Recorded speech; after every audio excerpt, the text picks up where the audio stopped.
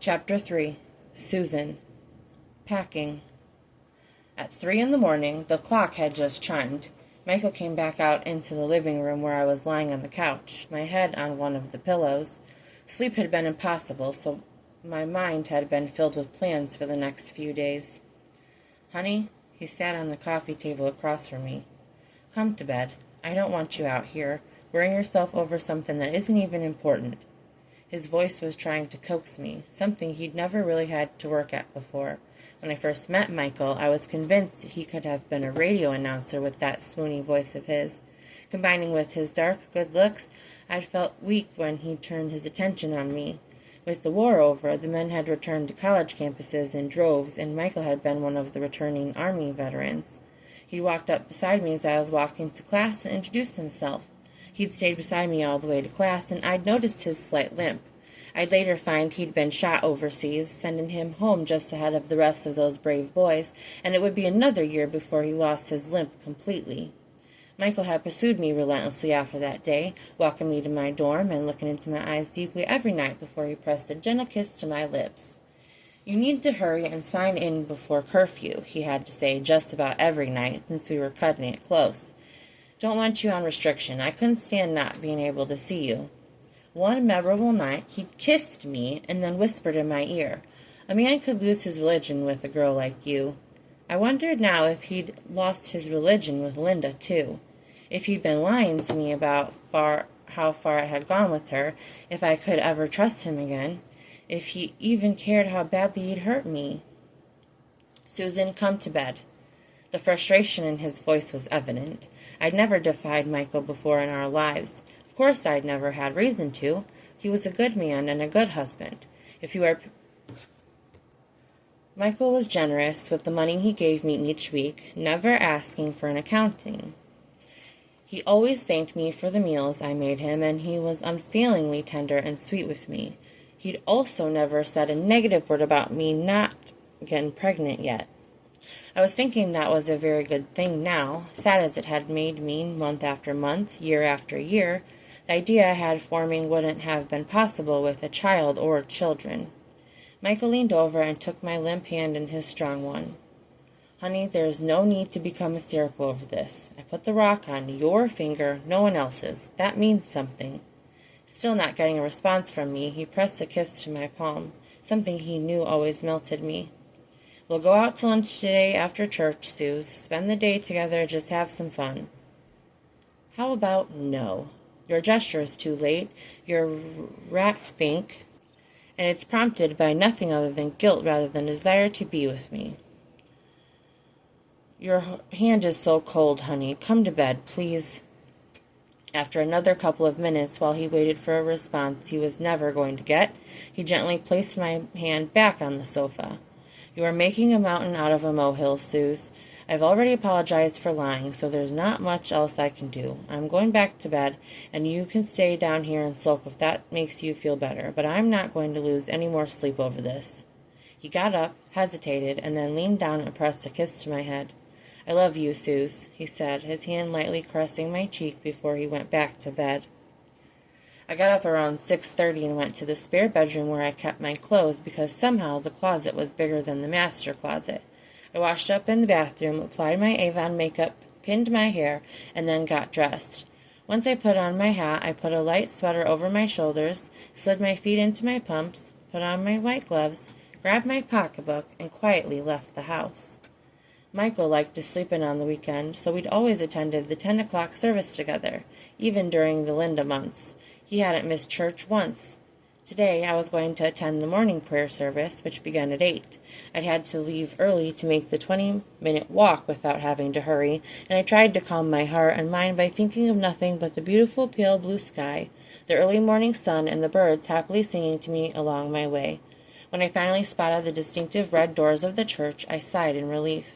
Church had always been a comfort for me. After the service, I was one of the last ones out of the sanctuary, not knowing as many people at this service, but still not wanting to talk. I'd pulled down the kneeler and adopted classic prayer pose, head down, eyes closed, hands clasped, so no one would dare bother me. After 5 minutes, I peeked and saw no one left in the sanctuary. This was going to take some courage. Rising to my feet, I tipped the kneeler back into position with the tip of my toe and turned to walk out. Father Ellis was standing at the door in the nathrix, just greeting the last of the parishioners. I walked up as soon as the last one was out the door. "Susan," he greeted me with a smile. I loved the priest and his wife. They were such genuine, caring people you couldn't help but love them. "I don't usually see you at the early service, especially by yourself. Is Michael okay?" Could I do this? "Yes, Father. I imagine he's just tired from spending all day yesterday with another woman." The implication, the look on my face, the way I'd stressed it had made my meaning clear. Father Ellis looked taken aback, and no wonder. Michael and I had always seemed like a solid, happy, loving couple. "Susan, do you want to make an appointment with me this week to talk?" I shook my head. "No, thank you, Father. I'm sorry for blurting it out like that, but I just found out yesterday that he's been lying to me about working late for the last 7 months, and he's been with this woman. I'm so sorry, but I always feel better after talking to you." I'd talked with him several times during the last couple of years about my sadness over being childless, and he'd listened and prayed with me. He was like the wise grandfather everyone went for an ear, for advice or just for comfort. "If you change your mind, I'm always here for you. I'll be praying for you both, Susan." After thanking him, I walked to a diner about 3 blocks from the church, bought a Sunday paper, and sat at the counter. A waitress brought me a cup of coffee, and I sipped at it slowly while reading the rooms for let section of the paper. I was looking for something specific, and I pulled a pencil from my purse and began circling options that looked like they might work. My heart was pounding the entire time. Women don't just leave their husbands. They put up with whatever their men did and turned a blind eye to their indiscretions. I found 7 possibilities in the next town over. It was a bus ride away, so I could see my Avon customers in our town. I had never sold to any of our neighbors on our street, afraid they might tell Michael, so I didn't run the risk of him finding out what I'd been doing. With the list in my hand, I used the payphone in the diner's entryway and set up 6 appointments for the day. I watched for the right bus at the bus stop 2 blocks away, and an hour later I was at my first appointment. My heart still pounding wildly. It wasn't until the 4th appointment, 2 hours later, that I found my place. Miss Engel, an older woman in her mid-70s, was renting a room in her 3-bedroom ranch. As we talked, I discovered that she was willing to lower my rent and pay for all my groceries if I was willing to cook and clean up. "If you clean the whole house and do my laundry, I'll charge even less," she said. We finally decided on an amount that was much, much less than I'd anticipated in exchange for the chores she wanted done. She also said she'd pay me to drive her to her appointments since she no longer liked driving. I asked her for the use of the car twice a week in exchange for driving her anywhere she wanted, and so we struck another bargain. "And why do you need a room?" she asked me finally. This could ruin everything we'd arranged, and I'd been hoping she wouldn't ask, but I had to give her the truth. "I'm leaving my husband." I held my breath as I waited for her to respond. "Good for you," she said finally. "I wish I'd had the courage. My husband liked the bottle a little too much and was very friendly with women when he was deep in his cups, shall we say." Since she'd trusted me with that, I shared more. "I'm so sorry to hear that about Mr. Engel. To be honest, my husband has been lying to me about working late and going into the office on weekends for the last 7 months," I confessed, still feeling that bite of shame. "All that time, he was really with my best friend. Former best friend." "Will you divorce him?" "I don't know yet. The pathetic thing is I still love him so much, and yet he's been lying to me about being with my best friend for 7 months. I think he's eaten at least as many meals with her as he has with me lately." "Never underestimate the charm of a good rump roast," she said sagely. Words to live by. We made plans for me to move in tomorrow, while Michael was at work. I'd take the bus across town, borrow her car, and load my belongings into it. And leave my husband. She took me on a tour of the house, showing me my furnished room, the bathroom we'd share, and the kitchen where I'd be making meals, not for my husband, but for my landlady. After sharing a lunch of egg salad sandwiches and Jay's potato chips, I said goodbye to her, caught the bus, and headed for home. When I walked into the house at 3:30, Michael was on the phone. "She just walked in," he said, and hung up. He practically ran to me, running his hands up and down my arms. "You didn't have to hang up with Linda." I told him, stepping away from his touch.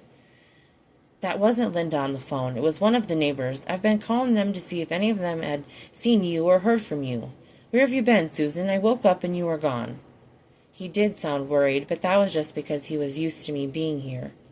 Oh, I went into the office, I told him seriously. Susan, you don't have an office to go to. I thought you wouldn't mind me letting me use your lie. After all, it worked so well for you for 7 months. I've been worried sick about you all day, he almost shouted. I figured you wouldn't even notice that I was gone since you'd be at Linda's. I told you in the middle of the night we'd spend the day together. Oh, I didn't think you were serious. I thought maybe Linda would call for some more help around the house that would send you running over there. Susan, let it go. I said I wouldn't go to her house anymore.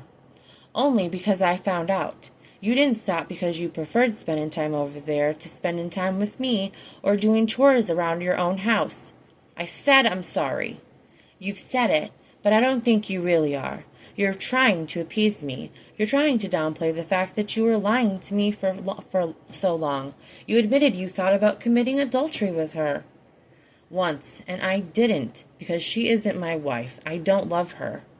Are you sure about that? Damn it, Susan, stop harping on something that didn't matter. Michael visibly calmed himself, then walked over to me. Honey, let's just have a nice dinner and go for a walk after. Oh, I'm not making dinner. I've gotten out of the habit and just figured you'd be eating with Linda tonight, like always. Michael's face looked like a thundercloud. Well, maybe I'll head over there now and see what she's made. I refused to show him how much that hurt. Be my guest. I'd expect nothing less of you. I walked to the spare bedroom and jumped when I heard the front door slam, and then he drove away in the car. Wiping my tears, I started packing my clothes.